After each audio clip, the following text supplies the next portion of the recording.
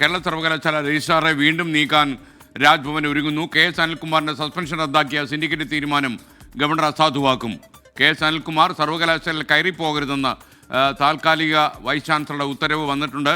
അങ്ങനെ സംഭവിച്ചാൽ അച്ചടക്ക നടപടി നേരിടേണ്ടി വരുമെന്ന് താൽക്കാലിക വൈസ് ചാൻസലർ ഡോക്ടർ സിസ തോമസിന്റെ നോട്ടീസ്. ശ്രീജിത്ത് തിരുവനന്തപുരം വിവരങ്ങളുമായി ചേരുന്നു. ശ്രീജിത്ത്, ഗുഡ് മോർണിംഗ്, പറയൂ. SKN, good morning. ഭാരതാംബ വിവാദത്തെ തുടർന്ന് സസ്പെൻഷനിലായ കേരള സർവകലാശാലയുടെ രജിസ്ട്രാർ KS അനിൽകുമാറിനെതിരെയുള്ള നടപടി കടുപ്പിക്കുന്നതിൻ്റെ ഭാഗമായിട്ടാണ് ഇന്നലെ കേരള സർവകലാശാലയുടെ VCയുടെ ചുമതലയുള്ള ഡോക്ടർ സിസ തോമസ് ഇന്നലെ രാത്രി ഒരു നോട്ടീസ് ഇഷ്യൂ ചെയ്തിരിക്കുന്നത്. സർവകലാശാലയിൽ അനിൽകുമാർ കയറരുത് എന്ന് കാണിച്ചുകൊണ്ടാണ് ആ നോട്ടീസ് നൽകിയിരിക്കുന്നത്. സസ്പെൻഷൻ പിൻവലിക്കാൻ സിൻഡിക്കേറ്റ് തീരുമാനിച്ചിട്ടില്ല എന്നാണ് ഈ നോട്ടീസിൽ പറയുന്ന ഒരു കാര്യം. സസ്പെൻഷൻ പിൻവലിച്ചിട്ടില്ല എന്നും വ്യക്തമാക്കുന്നു. രജിസ്ട്രാറുടെ ഓഫീസ് ഉപയോഗിച്ചാൽ അച്ചടക്ക നടപടി എടുക്കുമെന്നാണ് നോട്ടീസിൽ പറയുന്നത്. ഇന്നലെയാണ് സിസ തോമസ് താൽക്കാലിക VCയുടെ ചുമതലയിൽ നിന്ന് ഒഴിയുന്നത്. കാരണം അവധിയിലായിരുന്ന മറ്റ് സ്ഥിരം VC ഡോക്ടർ മോഹൻ കുന്നുമ്മൽ ഇന്നലത്തോടെ അദ്ദേഹത്തിൻ്റെ അവധി പൂർത്തിയായി. അദ്ദേഹം ഇന്നു മുതൽ ചുമതലയിലേക്ക് വരികയാണ്. ഇന്നലെ രാത്രി സിസ തോമസ് പദവി ഒഴിയുന്നതിന് മുമ്പാണ് അനിൽകുമാറിന് നോട്ടീസ് നൽകിയത്. ഇത് നടപടി കടുപ്പിക്കുന്നതിൻ്റെ ഭാഗമായിട്ടാണ് എന്നാണ് ഇപ്പോൾ നമുക്ക് ലഭ്യമാകുന്ന വിവരം. എന്തായാലും കേരള സർവകലാശാലയുമായി ബന്ധപ്പെട്ട വിവാദങ്ങൾ മൂർച്ഛിക്കുകയാണ്. സർക്കാരും ഗവൺമെൻറ്റും തമ്മിലുള്ള പോര് മൂർച്ഛിക്കുന്നതിനും ഇത് ഇടയാക്കുമെന്നാണ് ഇപ്പോൾ പുറത്തു വരുന്ന വിവരം. ഇത് മറ്റൊരു കാര്യം, യഥാർത്ഥത്തിൽ ഈ നിയമനിർവചനം എന്ന് പറയുന്നത് suspension is not a punishment എന്നാണല്ലോ.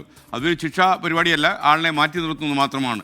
അങ്ങനെയാണെങ്കിൽ ഒരാളുടെ സ്വാതന്ത്ര്യത്തിന് മേലുള്ള കടന്നുകയറ്റമല്ലേ ഈ വളപ്പിൽ കയറിപ്പോകരുത് എന്ന് പറയുന്നത്? അത് ഉത്തരവിടാൻ ഒരു താൽക്കാലിക VCക്ക് അധികാരമുണ്ടോ എന്നുള്ളത് മറ്റൊരു ചോദ്യമല്ലേ?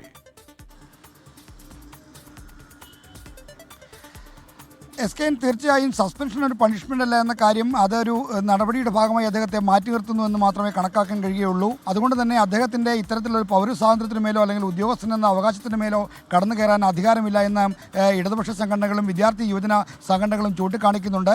എന്നാൽ ഈ കാര്യത്തിൽ സിൻഡിക്കേറ്റിനെ മറികടന്നുള്ള ശക്തമായ നിലപാടിലേക്ക് ആദ്യം പോയത് സർവകലാശാലയുടെ VCയുടെ ചുമതലയുള്ള ഡോക്ടർ മോഹൻ കുന്നുമ്മലാണ്. അതിനുശേഷം അദ്ദേഹം അവധിയിൽ പോയി റഷ്യൻ സന്ദർശനത്തിന് പോയപ്പോഴാണ് താൽക്കാലിക ചുമതലയിലേക്ക് ഡോക്ടർ സിസ തോമസ് വന്നത്. അവരിപ്പോൾ ഡിജിറ്റൽ സർവകലാശാലയുടെ താൽക്കാലിക ചുമതലയുള്ള VC ആണ്. എന്നാൽ ഈ കാര്യത്തിൽ സർക്കാരുമായി ശക്തമായി ഒരു ഇടഞ്ഞു നിൽക്കുന്ന ഒരു നിലപാടുള്ള ആളാണ് ഡോക്ടർ സിസ തോമസ്. രാജ്ഭവൻ്റെ കൂടി പിന്തുണയോടുകൂടിയാണ് ഇത്തരം നടപടിയിലേക്ക് കടക്കുന്നത്. എന്തായാലും ഈ സർവകലാശാല ആസ്ഥാനത്തിന് പ്രവേശിക്കരുത്, ഓഫീസിൽ പ്രവേശിപ്പിക്കരുത് തുടങ്ങിയ കാര്യങ്ങളുമൊക്കെ നിയമവ്യവഹാരങ്ങൾക്ക് വഴിവെച്ചേക്കുമെന്നാണ് ഇപ്പോൾ ലഭ്യമാകുന്ന വിവരം.